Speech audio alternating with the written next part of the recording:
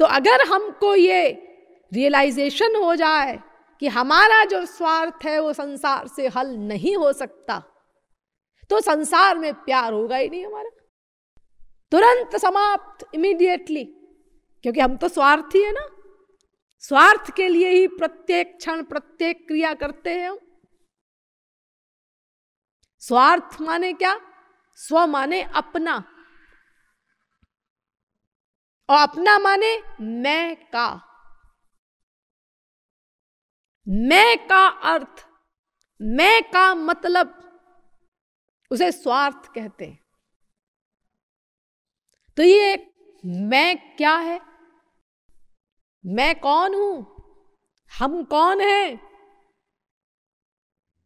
ये मैंने आपको बीच बीच में पहले भी समझाया है, और शायद भविष्य में भी कुछ और बातें बताऊं इस पॉइंट पर। लेकिन अभी फिलहाल तो केवल आप इतना समझिए कि जो हमारा ना हो वो हम है, जो हमारा न हो। जैसे हमारी बीबी, तो हम तो बीबी नहीं है। हमारा बेटा, तो हम तो बेटे नहीं है। हमारी मां, तो हम तो मां नहीं है। यानी जहां जहां ये हमारा, हमारी, हमारे शब्दों का प्रयोग हो वो हम नहीं है। जहां जहां मेरा, मेरी, मेरे शब्दों का प्रयोग हो वो मैं नहीं है। मैं इन सबसे पृथक है। जहां मेरा न लगे, उसकी अंतिम लिमिट आ जाए, उसके बाद शुरुआत होगी मैं की। इसको शास्त्रों वेदों की भाषा में जीवात्मा कहते हैं। ये जीवात्मा क्या है? इसको न शब्दों से समझाया जा सकता है, न शब्दों से समझा जा सकता है, न मन से सोचा जा सकता है, न बुद्धि से निश्चय किया जा सकता है। क्यों? इसीलिए कि इंद्रियेभ्य परा ह्यर्था, अर्थेभ्यश्च परम मनः, मनसस्तु परा बुद्धिर, बुद्धिरात्मा महान परः। कठोपनिषद पहले अध्याय की 3री वल्ली का 10वां मंत्र। गीता भी कहती है इंद्रियाणि पराण्याहुरिन्द्रियेभ्यः परम मनः, मनसस्तु परा बुद्धिर, यो बुद्धेः परतस्तु सः। 3रे अध्याय का 42वां श्लोक। यानी इंद्रियों से परे मन, मन से परे बुद्धि, बुद्धि से परे है आत्मा। तो जब बुद्धि से परे है आत्मा, तो बुद्धि उसके विषय में क्या निर्णय करेगी? और फिर बुद्धि के अंडर में है मन, और मन के अंडर में है इंद्रियां, उनसे क्या निर्णय होगा आत्मा के विषय में? तो इंद्रिय मन बुद्धि की वहां गति ही नहीं है, ये जान ही नहीं सकते जीवात्मा को। क्यों गति नहीं है? क्योंकि इंद्रिय मन बुद्धि प्राकृत हैं, मटीरियल हैं, माया के बने हुए हैं। और आत्मा एक दिव्य तत्व है, क्योंकि भगवान का अंश है। तो जब आत्मा दिव्य तत्व है, तो प्राकृत इंद्रिय मन बुद्धि उस दिव्य आत्मा के विषय में कैसे निर्णय करेंगी? तो चूंकि हम दिव्य हैं, हमारा ओरिजिनल रूप है जीवात्मा, और जीवात्मा दिव्य है, तो हमारा जो अर्थ है, जो मतलब है, वो भी दिव्य होगा। स्वार्थ, स्व माने अपना, अपना माने मैं का, मैं माने आत्मा का। तो आत्मा दिव्य है, इसलिए आत्मा का जो भी विषय होगा वो भी दिव्य होगा। और ये संसार कैसा है जो हम दे रहे हैं आत्मा को? ये प्राकृत है, मटीरियल है, मायिक है। तो मायिक जगत, माया का बना हुआ संसार, ये दिव्य आत्मा का विषय कैसे हो सकता है? कैसे होगा? अरे विषय तो विषयी के अनुसार हुआ करता है। अच्छा देखो, यो समझो एकदम गंवारी अकल से, मैं अगर आप लोगों से कहूं कि मेरे प्रवचन को आप लोग अपनी आंखों से सुनिए, तो आप लोग कहेंगे कैसी बात करती है, आंखों से सुने? भला आंखों से कैसे सुन सकते?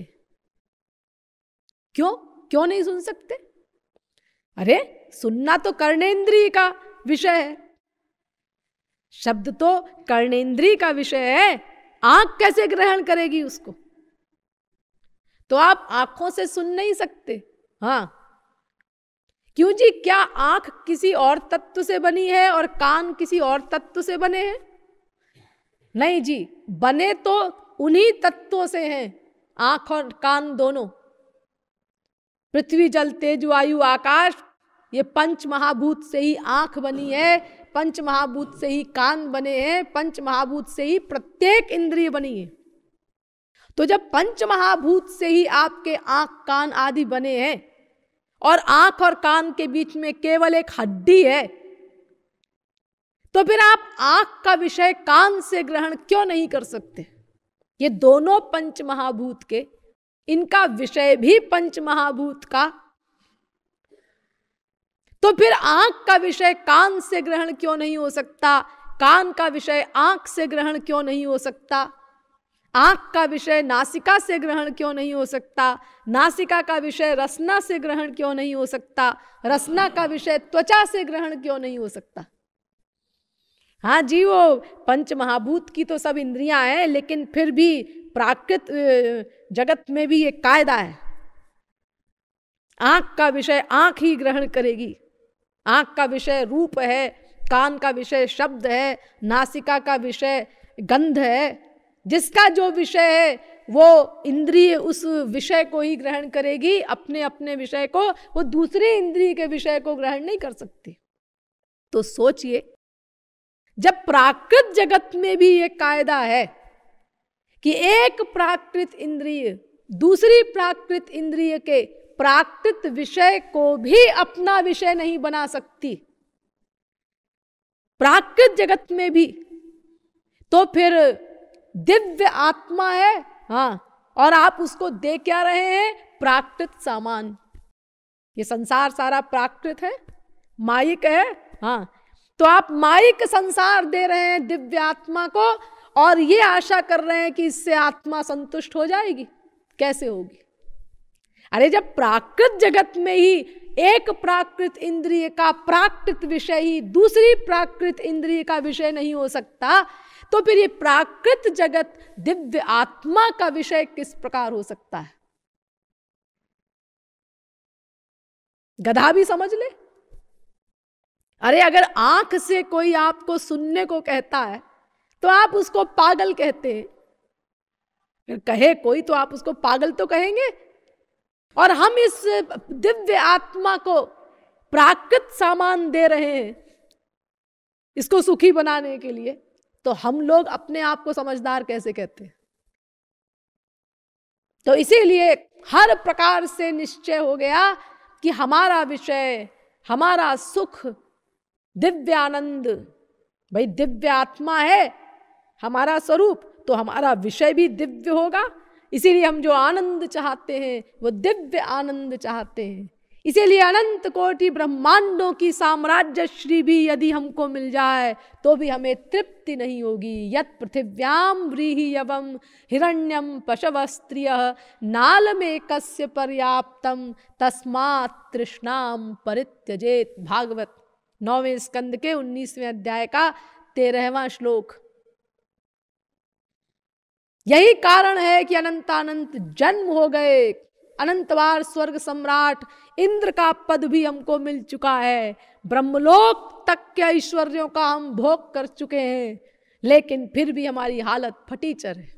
वो अशांति, अतृप्ति, अपूर्णता, बेचैनी वो बनी हुई, क्योंकि हम जो चाहते हैं वो हमारा विषय अलौकिक है, जो प्राकृत संसार से हमको नहीं मिल सकता। इसीलिए हमें अच्छी तरह से दिमाग में बैठा लेना है कि ब्रह्मलोक पर्यंत के ऐश्वर्यों में वास्तविक सुख का लवलेश भी नहीं। अच्छा, तो फिर इसीलिए लोग कहते हैं कि संसार में दुख है, भगवान में सुख है। ना ना ना, गलत गलत। संसार में दुख है, भगवान में सुख है, गलत। हाँ गलत। तो क्या संसार में सुख है, भगवान में दुख है? ना, गलत। तो क्या संसार में सुख है, भगवान में सुख है? गलत। तो क्या संसार में दुख है, भगवान में दुख है? गलत। अरे तो फिर सही क्या है? सब गलत है। तो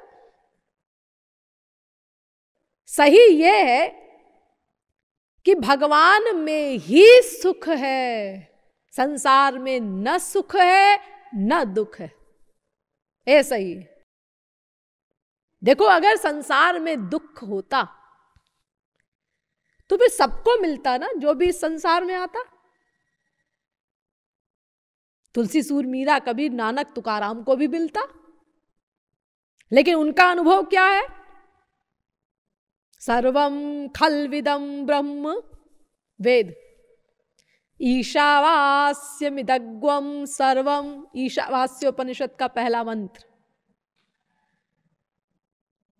पुरुष एवेदग्वम सर्वम यद्भूतम यच्च भाव्यम उतामृतत्वस्येषानो यदन्ये नातिरोहति। श्वेताश्वतरोपनिषद 3 अध्याय का 15वां मंत्र।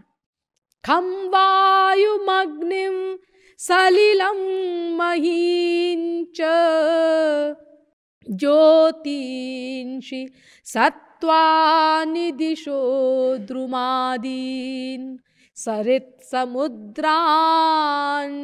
हरेः शरीरं यत्किंच भूतं प्रणमेद नन्यः। भागवत 11वें स्कंद के 2 अध्याय का 41वां श्लोक। यानी उमाज राम चरण रत विगत काम मद क्रोध निज प्रभुमय देखहि जगत कासन करहि विरोध। सिय राममय सब जग जानी। यानी वो कण कण में अपने इष्ट देव के परमानंद का अनुभव करते हैं। ये उनकी अवस्था है। बाटन में, घाटन में, वीथिन में, बागन में, बेलिन में, वाटिका में, फूलन में, वन में, दरन में, दीवारिन में, देहरी दरीचन में, हीरन में, हारन में, भूषण में, तन में, कानन में, कुंजन में, गोपिन में, गायन में, याही ब्रजमंडल के रेणु में, कन में, जहां जहां देखो तहां श्याम ही दिखाई देत। मेरो श्याम छाय रहो नैनन में, मन में। ये अनुभव है उन लोगों का।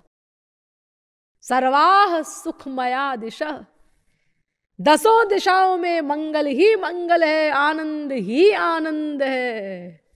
आनंदेवाधस्तात् आनंद उपरिष्टात् आनंद पुरस्तात् आनंद पश्चात् आनंद उत्तरतः आनंदो दक्षिणतः आनंद एवेदग्वम सर्वम। अरे सामने भी आनंद, पीछे भी आनंद, भीतर भी आनंद, बाहर भी आनंद, नीचे भी आनंद, ऊपर भी आनंद, उत्तर भी आनंद, दक्षिण भी आनंद, पूरब भी आनंद, पश्चिम भी आनंद। सर्वत्र केवल आनंद ही आनंद लबालब भरा है। ये अनुभव है उनका। तो फिर संसार में दुख कहाँ है? और ये अनुभव महापुरुषों का उन्होंने छिपाया नहीं, बता दिया, लिख दिया ग्रंथों में। और अगर हम लोग महापुरुषों की बात गलत भी माने, ना भी विश्वास करें उनके अनुभव पे, तो देखो संसार में ही देख लो, अगर किसी वस्तु में दुख होता तो उस वस्तु से सबको दुख मिलता, सदा दुख मिलता। लेकिन ऐसा नहीं। एक वस्तु से एक व्यक्ति को दुख मिलता है, दूसरे को सुख मिलता है, तीसरे को कम दुख मिलता है, चौथे को कम सुख मिलता है। तो ये सब क्यों है? फिर आप कैसे कहते हैं कि संसार में दुख है? लेकिन अगर संसार में दुख नहीं है तो फिर ये क्या है जो हमको दुख रूप में अनुभव में आता है? भाई दुख का अनुभव तो होता है हमको भीतर से। तो अगर संसार में दुख नहीं है तो वो अनुभव क्या है हमारा? क्यों हमको मिलता है दुख? हाँ, ये दुख जो हमें मिलता है ना, ये वो बीमारी है जो हम लोगों ने बड़ी मेहनत से बनाई है। क्या मतलब?